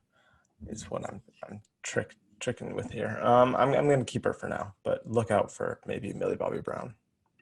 That's what I'd say. How about you, Anthony? This is tough. This might be the toughest of the day. Yeah. Here's my thing with Julia Garner. Yes, she has won the past two seasons of the show. I think both of them were potential surprises. I mean, the first time for season 2 when she won, she took out all of our Westerosian ladies. And then the third time she took out Helena Bonham Carter. So, excuse me. Mm-hmm. She is not new to competition. Sarah Snook, though, has been rising on Succession. I think in many ways, she is many people's favorite characters on Succession. She might be mine. She's mine. And that last scene, that last look to Tom, The Godfather, was enough for her to win. And I think, for me, they've honored Julia Garner. I think some people, as we saw reflected in the IMDb ratings, which of course is not a great source of knowledge for Emmy voting, but I do think there could be some people who take out some of their upset feelings about the fate of Ruth on the performance. Hopefully that's not the case because she is fantastic here, but I think there is a little bit more controversy surrounding Julia Garner's role that might not be able to be detached from her, where Sarah Snook was just so captivating and many times was like captaining her scenes. So I'm going to put Sarah Snook at 1, then Julia Garner. I also think they want to shake it up. We've done Julia Garner twice now. Sarah Snook, I think, is due. Jung Ho Young is my 3rd. J. Smith Cameron is my 4th, which is wonderful for that. I mean, she started as a guest bit role and now is a lead on this show. So wonderful. I'm very thankful. I'm very grateful for her. These other 4 is tough. Very, very, very tough. I'm going to put Patricia Arquette at 5 because I think she is very respected. She, of course, won an Oscar for Boyhood. I believe, didn't she win an Emmy for Escape at Dannemora? She's won Emmys, yeah. I think she's won multiple. She's got several Emmys. They like her. So, yeah. Very respected. And And I think this is where Severance will get an acting nomination. So I'm going to put her at 5. Yeah. Put I in am. Sadie Sink. Put in Sadie Sink. I want to put in Sadie Sink. Okay, Sadie Sink. Sadie Sink is my There you 6 go. because I think Dear Billy is such a great episode for submission. And I think so many people love her. She has the Taylor Swift support. She does. She's great in that It's a too. big fan base there. I'll put Sadie Sink. But see, here's my thing. I don't see a world where Sadie Sink gets in and But Millie Millie Bobby Brown doesn't. Like, Millie Bobby Brown is the show. And she was so good. I mean, she's fantastic in Volume 2, which we're not talking about Volume 2, but I really hope that her and Matthew Modine get nominated for the 8th episode, Papa, because that last scene between the two of them was brilliant. I'm just torn. I don't think Sadie Sink gets in by herself. So I will put Sadie Sink and Millie Bobby Brown in my 6 and 7. And then that leaves one spot left. And I will put Christina Ricci for Yellow Jackets because I think there's a little bit of a comeback with her. I haven't seen the show. Yutaka says that she's fantastic on it. She's kind of the standout. Yeah. So I'll put her in my 8. But Rhea Seehorn, so many people who love Better Call Saul love her, but I don't know if it's a thing of like, you got to watch the show to get her. She's never been nominated before, so I don't think, maybe for the final season, but not right now. Sydney Sweeney is great. I think she's the best part of Euphoria, to be honest. I think I really enjoy her performance. And I really wish they didn't just make her into like some hysterical, crazy person by the end of it. It's a whole other thing. She was stigmatized. I mean, it's crazy. When she was like, I can play the effing villain, and then she's, running around. It was I mean, if you could nominate a scene, I would nominate the bathroom scene that became the whole meme. That was a very good scene. Yes. Yeah, that was. Yeah. I will admit that I was writing a piece for a middle school theater group, and they were all talking about promposing, and I watched that scene to get the rhythm so I could replicate it. So that one scene of Euphoria is Emmy worthy. But and then maybe Yoo Jun-yoon, maybe she can. But I feel like Pachinko really isn't performing overall, and I don't think her Oscar win is enough to get her through the door. So I will trust Yutaka on Christina Ricci, put her in my 8th spot, and put our 2 lovely Stranger Things girls in my spot as well. Because again, I think Sadie Sink really the standout. I think she is. It's hard for me to say standout because they're all great, but I think season 4 in many ways is defined by Sadie Sink. But at the same time, I don't think you nominate Sadie Sink and not Millie Bobby Brown. It's just how can you not? What Millie Bobby Brown is doing is just she holds that thing together like glue. So people might be like, "Oh, but she's lead. Is she supporting?" She was nominated for season 1, so no, she was. She was. And also, like I would nominate the scene when she's like, "From Mike, like that." She's so devastating at the beginning that I think if they pick the right episode, I think she's deserving too. I think she should win one of these days for this show. She's so good. Well, she's not going to win this season, so she's only got one chance left. Yeah. Well, 2 chances. She could get nominated for Volume 2, which will be. Oh, I don't think that. I think people will have forgotten by next year, sadly. I mean, I thought they would have forgotten. I mean, they'll probably forget to nominate her, but I thought they would forget the show entirely for season 3. But they remembered it, so that's true. Emmy voters have a better memory than Oscar voters. Definitely better. Definitely better. Well, Netflix won't let you forget it either. Oh no. True. How about you, Yutaka? What do you have? Well, I'm really hoping it's Sarah Snook this year.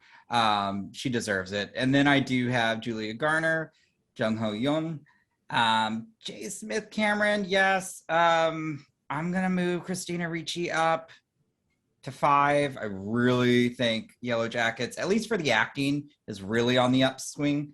I'm not a fan of this show, but yes, it's Patricia Arquette would be next for Severance. I will put Sydney Sweeney in there though for Euphoria, and that my last spot. I'm going to be that person, but I actually do think Millie Bobby Brown would get it. Well, for Sadie Sink, I think that's more of the name though too. I mean, we talked that about carries this. a lot. So I really see Millie Bobby Brown getting a nomination. I mean, we talked about this, Jack, is that We did. Sadie Sink is beloved by the fans, but when it comes to the people who are watching this and voting on this who are not fans, Millie Bobby Brown is, I think, a lot more well-known and a lot more well-respected when it comes to her involvement with this show. I'm not saying Sadie Sink doesn't deserve it. And that if Millie Bobby Brown got in, she wouldn't deserve it.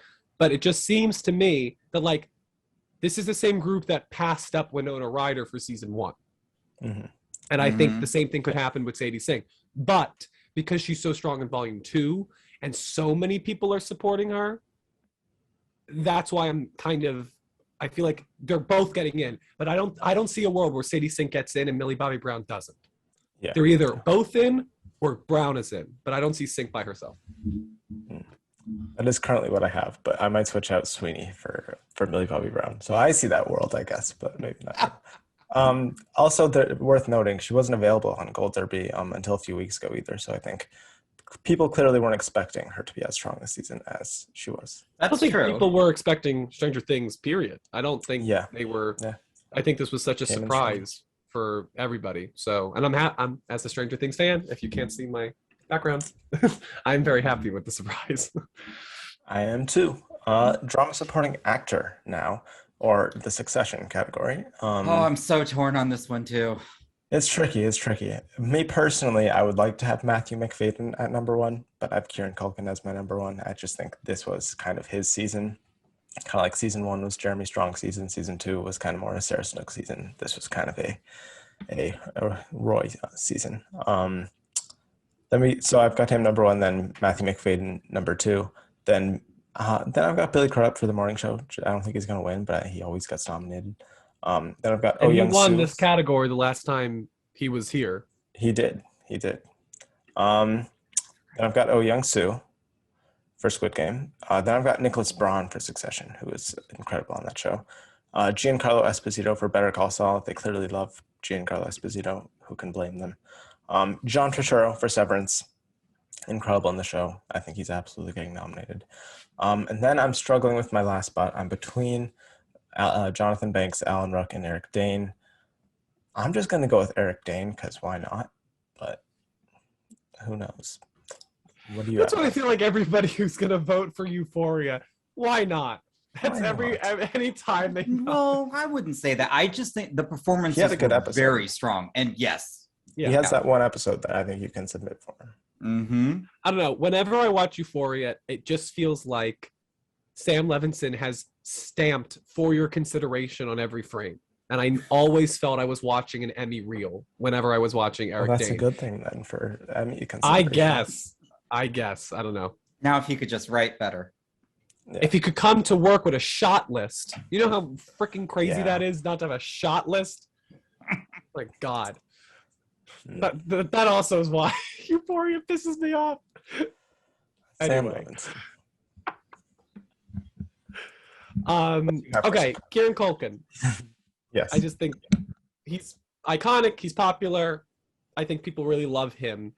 Even though I agree, Jack, Matthew McFadyen would be my number 1 in terms of the performance. But I think that look when he sent his father his dick pic, that look alone will win him. Yeah, that's an iconic look. Billy Crudup is my number 3. Oh Young-soo played 1 on Squid Game, correct? He did. Okay, we'll talk about that in a second. But Oh Young-soo 4, Nicholas Braun 5. I think like Matthew McFadyen and him go hand in hand. They just do. They do. Then Giancarlo Esposito. Then I'll put John Turturro at 7, and then I'll put. I'm those 3 are very close. The last spot is tricky. I'm going to put Jonathan Banks. I think the only thing that Alan Ruck really did that stood out this season was when he was deciding whether to take the donut or not. Like that's what I remember from him. He had that one moment where he freaked out at his siblings too, for like always being that too not considered. Yeah. So I don't know. I feel like Alan Ruck, he's great. He's a wonderful supporting performance, but I feel like some of these other people are like co-leads, and so I feel like Alan Ruck maybe has too little to do to get into this category. So I'm going to put Jonathan Banks, but who I would put in a heartbeat is the other one. I knew that's Jamie Campbell Bower, because let alone that he made that exposition dump so riveting, more than most actors could probably do at the end of episode 7. But he was haunting. You thought he was on your side, like the way he played you as an audience member of like whose side is he on, the way he played with 11, and then just all that was great. But the fact that he's also in the suit for Vecna and has such a commanding like physical performance, and I believe he is doing the voice. So like just the physicality of Vecna, the hauntingness of One and Henry Krill, I would nominate him in a heartbeat. And I'm upset that he's not in contention. Yeah, true.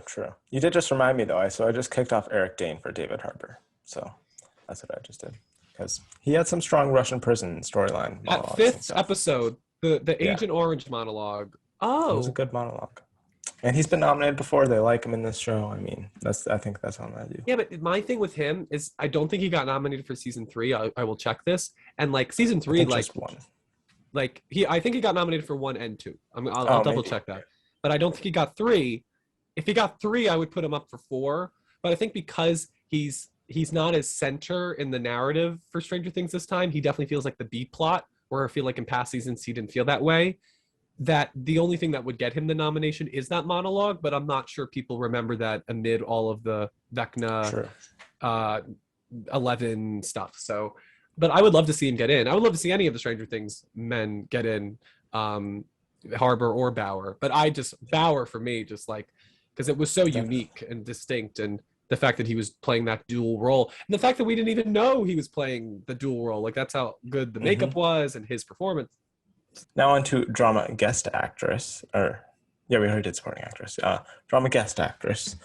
This is easy for me. Harriet Walter for Succession. I think she's incredible as their mother.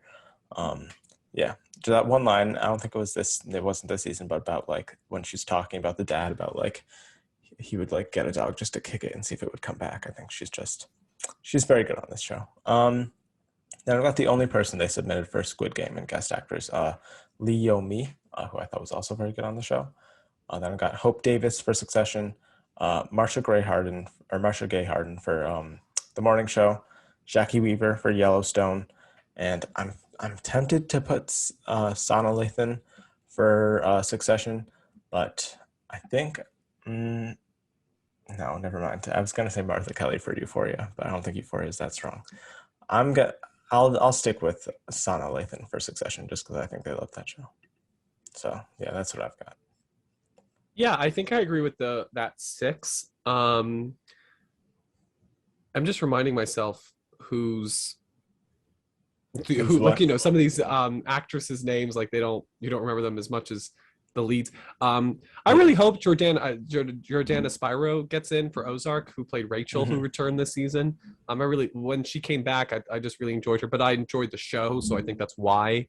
So I'll stick with that top 6. I think that's probably the likely nominees. Though Martha Kelly, I think, could sneak in Euphoria. She was actually one of my favorite parts because she plays that one character real well. She plays it in Spider-Man Homecoming. She plays it in Marriage Story. She's very good at that role. And they may nominate her. That would be a Euphoria nom I'd be fine with. Yeah, she was very good at being intimidating for such a calm presence. I remember her scenes more than most of the other ones. It's like when her scenes with Zendaya. So if that says anything. Yeah. Next guest actor, Succession. James Cromwell for Succession, I've got at number 1. Then Adrian Brody for Succession. Then Alexander Skarsgård for Succession. Then I've got Martin Short for The Morning Show. Then I've got Coleman Domingo for Euphoria. Then I'm going to put, just because he's so high in the odds, I don't watch the show, but Ron Cephas Jones for This Is Us. And then my last spot, I'm tempted to go with Tom Pelphrey for Ozark, but he didn't even get nominated for Don't they even dare try to make up for what they did. So I'm then going to go with Yul Vazquez for Severance, who he was an important role in the first 2 episodes, but then something happens. But I thought he gave a really good performance, so he would also be in my 6th there. How about you? We got 6 spots for this one? Yes. Okay.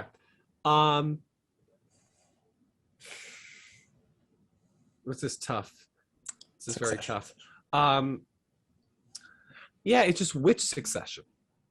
Because think I Cromwell. remember Adrian Brody and Alexander Skarsgård more, but again, James Cromwell has been on the show for a while, so maybe that's why it's running together. True. I'm trying to remember what Cromwell did this season specifically. He didn't do much this season, to be honest. But also, I'm not sure, Adrian Brody, because I feel like he got blacklisted after kissing Halle Berry. So, Yeah. I'm not quite sure we're ready to give him an Emmy. So, I don't know. I guess I'll stick with Cromwell, number one. He is a well-respected actor. Then I'll put Brody, then Skarsgård. Mhm. Then I'm going to put Martin Short for The Morning Show, who I thought should have won, or at least been in contention for the first season. I thought he was great with his scene with Steve Carell in season 1. So I'll put him at number 4. Then I'll put Ron Cephas Jones in my number 5 spot, because This Is Us, I think, does have a strong contingent. Not super strong, but strong enough. And then I'm going to put Coleman Domingo in my 6, because though he didn't have nearly as much to do as he should have, I mean, in my opinion, the best thing Euphoria has ever done is the Rue special with Zendaya and Coleman Domingo. And so for me, I'm like, use him more. He should be a lead on this show. Yeah. So I think a lot of people really do love him, and I think he's starting to have his J.K. Simmons moment, where he's coming out of his character actor shell, and he's like, I'm a named talent. Hello. So I think Coleman Domingo will get that 6th spot. Joke. Do you have anything to say about either of the guest categories for Drama Utaka? We didn't have much to say, besides Harriet Walter is incredible. Succession will win both, is our prediction. Yeah. Yeah, I'll go with that. Yeah. Harriet Walter, James Cromwell. Succession is beloved. Yes. So limited series. Okay. Coming to the home stretch. Yeah, this is the series category that I have the most trouble picking who's number 1. I'm gonna put Dope Sick at number 1 right now, just because The Staircase has not had the buzz that I wish it had. It just matters more, I feel. It does. Then I'm going with White Lotus. Then I am going to go Maid. Then I'm gonna go The Dropout. Then I'm gonna go The Staircase. And I don't think I'm gonna go with Under the Banner of Heaven, just because I feel like I haven't heard anything about it, but I don't know what else I would put there. Maybe Gaslit. Actually, no, I'm just going to stick with Under the Banner of Heaven for now, just because I don't see an alternate. How about you, Anthony? I heard good things about Station 11. Has anybody it's really seen that? good. It's incredible. Could that potentially take out Under the Banner of Heaven? Maybe. I just don't know if enough people have seen it. Potentially. I would love to see it be nominated, but it's also not contending for really any other category either. And Under the Banner of Heaven true. Does have acting. Garfield, I think, brings along an awareness for that show. All right, so then I think I agree with you, and I agree with the placements. Though look out, if 1883 gets in, Yellowstone, look out. That's something to keep an eye out for other categories when we get to talking about wins. If 1883 can get in here, we shall see. The YCU. The YCU, yes. Yes. So do you have the same 6, Utaka? Yeah. It's a pretty safe 6 there. TV movie. This is, I think, relatively easy. I've got The Survivor at number 1. Then I've got The Fallout. Then I've got Ray Donovan the movie. Then I've got Chippendale Rescue Rangers. And then I've got Zoe's Extraordinary Christmas is the ones I have right now. How about you, Anthony? Just 5 for this one? Just 5. Yes, I agree, though I'm putting Zoe's above Chippendales just because I think movies based on shows generally do better because of the name recognition of the show. And that the people who are voting for this category probably voted for the show in past seasons. So... But yes, I agree. I think The Survivor will win just because it's the most well-regarded movie that they could have put in theaters, but I guess they didn't because they wanted to win an Emmy instead. I don't know. He probably has a better shot here than at the Oscars. I guess. Just Ben Foster is just continually gets screwed over because he gives such beautiful performances and he just does not get the right producers or support to give him the platform that he needs. But I guess this is a nice consolation. But yeah. Good for HBO Max though, because it's going to Yeah. have The top the two probably leading the Fallout and the Survivor. So Yeah. good for them. They will go home with an Emmy. Yes. How about you, Yutaka? I would take out Chippendales and I'm gonna move up Fresh. Ooh, interesting. A lot of people are talking about it and it Yeah. did fairly well. I was originally against it and then I watched it and I was like, man, this is actually not that bad. Fresh or Chippendale? Fresh, not Chippendale. No. But I do love that everybody freaked out over, which was kind of neat, where the title card wasn't for like 30 minutes into the movie. Oh, yes. Yeah. It was like Drive My Car. Yeah. It's a new style. It's a new approach. So, yeah, I'll go with that. Yeah. All right. Yeah. I think these next, the movie limited actress, I think is an easy 6, right? 6? I think so. Yes. Yeah. Just read them out. I think we all agree. I'd probably do a different number 1 than Yutaka, but I've got Amanda Seyfried. Then I've got Margaret Qualley for The Maid. Then I've got Jessica Chastain for Scenes from a Marriage. Lily James from Pam and Tommy. Then I've got Toni Collette for The Staircase. And then I'm tempted for Anne Hathaway, but I'm going to go with Julia Roberts for Gaslit. Yeah, I have your same list. I think I hadn't considered Toni Collette that much. But yeah, I think if it gets into limited series, I think she would probably go along for the ride. I believe was she nominated for Unbelievable when that had that year? I think so. No. No. She's been nominated before though. That's messed up. She's always snubbed. Poor yeah, I don't know. Maybe because that shows that she maybe doesn't always go along for the ride, but I don't know. Because I feel like she's up against like Julia Garner in Inventing Anna, which I don't know if that has the same, like, it doesn't feel as Tony as Toni Collette. That one feels like we're having fun with an accent. Yes. So it kind of feels like some House of Gucci stuff going on there. Yeah. So I think I'll support Miss Collette. If I have to be wrong, I guess I'll be wrong supporting Toni Collette because, you've been there before. Yeah. God. Yes, I think especially if they've seen the show, the flashback scenes with her, she gets some meaty stuff to do. So I think if they've seen it, she would be very deserving. I wish they stuck her in. So as I've said, I really did enjoy Sarah Paulson in Impeachment. I thought she was great. I thought she was wonderful. So I would nominate her. I know Yutaka is probably rolling his eyes. No, the fireworks are starting, so my dogs are going crazy. So I'm gonna have to drop because they're about to. Yeah, but I will say I don't know if Toni Collette's gonna get it. I think Julia Garner for Inventing Anna. Look, The Staircase, I enjoyed it. The problem is I don't think it has that big of a push. It's not getting a big push now, which is sad. And I think HBO Max is gonna. I think they're gonna, support what has the biggest popularity per se. As much as I would love to say that Toni Collette's an Oscar winner, or other things, I don't know if The Staircase has it.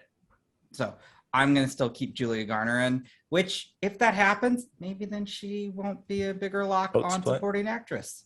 Yeah, could be some vote splitting, definitely. Possible. But I do have to drop because they are going. It's okay. We've only got two left. So. All right. Oh, and Michael Keaton. That's what I'm going to go with.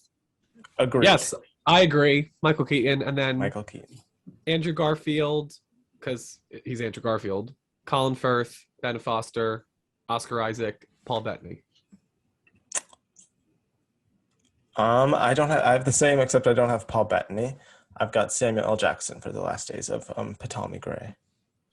Knocking out Vision for Nick Fury. Huh? I am. Yep. I feel we also have The Vulture and Spider-Man. We've got Winter Soldier. We got the Winter Soldier. We've got Morbius. Oh. And we actually have Moon Knight in contention for Moon Knight. We do. Although he's going to get it for Scenes from a Marriage. But yeah, I have the same except for Samuel L. Jackson. And as Yutaka said, Michael Keaton, I think, is definitely winning. Although Colin Firth is doing incredible work in Staircase. Yeah. It doesn't matter, though. Michael Keaton is wonderful. And He's got the buzz. that SAG speech was beautiful. And yeah, very much so. Okay. Supporting actress. Okay, this is tricky. Jennifer Coolidge is definitely my number one. Then I've got Andy McDowell for The Maid. I've got Caitlin Dever for Dopesick. I've got Connie Britton for White Lotus. I've got Laurie Metcalf for The Dropout. Alexander Daddario for White Lotus. And I think I'm then going to put Rosario Dawson for Dopesick because I think they're going to like Dopesick. We have only 7 here? Only 7, yes, instead of 8. Why 7? The numbers, who knows with the numbers, you know? Ridiculous. I agree with all that. Is it Dever or Dever? Have we ever gotten confirmation? I don't know. From Miss Caitlin. We'll figure that one day. Maybe it's I agree with all that. Though it's tough. I really did enjoy Edie Falco in Impeachment as Hillary Clinton. I thought she did a great job with her episode. Yeah, this is tough. Yeah, I don't know. That last spot is really throwing me. Julia I guess in The Staircase was also very, very good.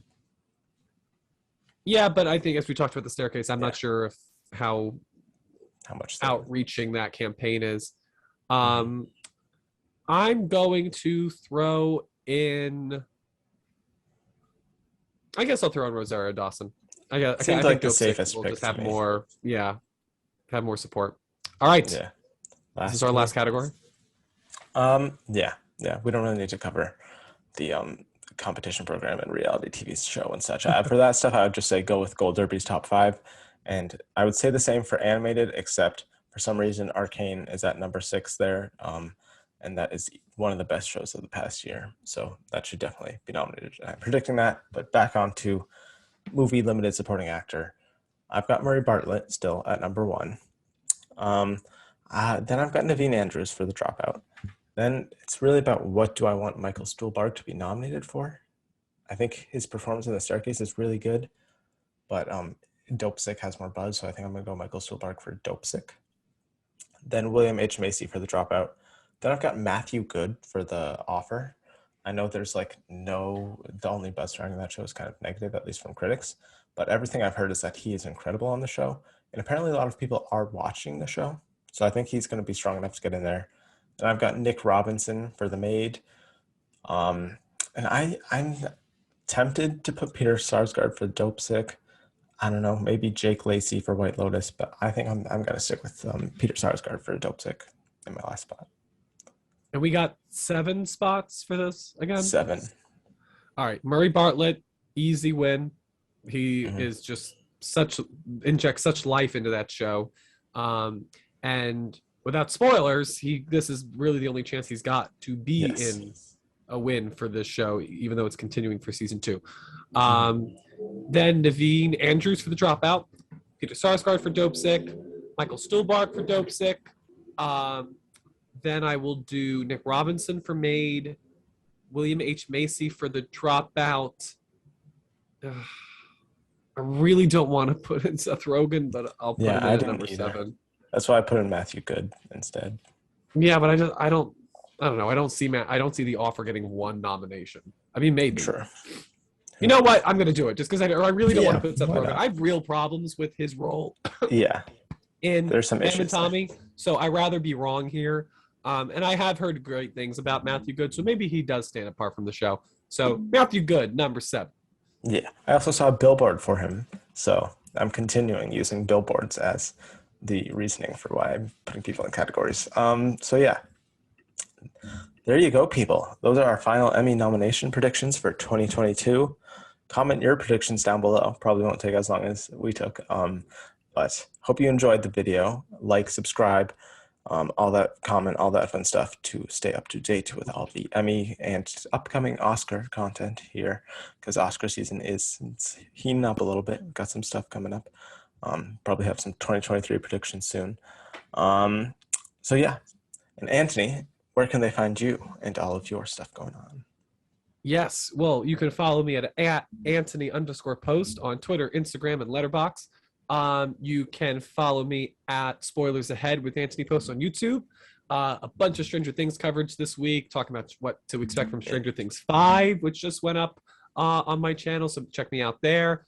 And then I'm going to plug Yutaka's channel because Oh, yes. unfortunately had to leave right at the end. The Horror Hour, which has been doing some really great work. Just I'm past sure they 1K. also, yeah. Recently. They're actually, I think they're at 1.5K. Oh, So wow. they're That was doing fast. great. I think they Yeah. announced a new co-host. So go check them out. I'm sure they also have some Yeah. Stranger Things coverage if you wanted sure. more from that discussion. And yeah, where can they find you other than here, Jack? Really, only Twitter at OscarFilmFC. You can find me there, where I will be standing the upcoming releases of Barbie and Dune Part 2, both going to sweep the 2024 Oscars. Just predicting that in advance. Yeah, it's gonna be a great year for the studio, I think, with that and Oppenheimer. Yeah. Definitely. That's another video. We've done enough today. As you can see, as the sun has gone down, as we film this review. We've gotten into darkness and the fireworks are beginning. So yes, thank you guys for watching, and we will see you next time. Bye, everyone.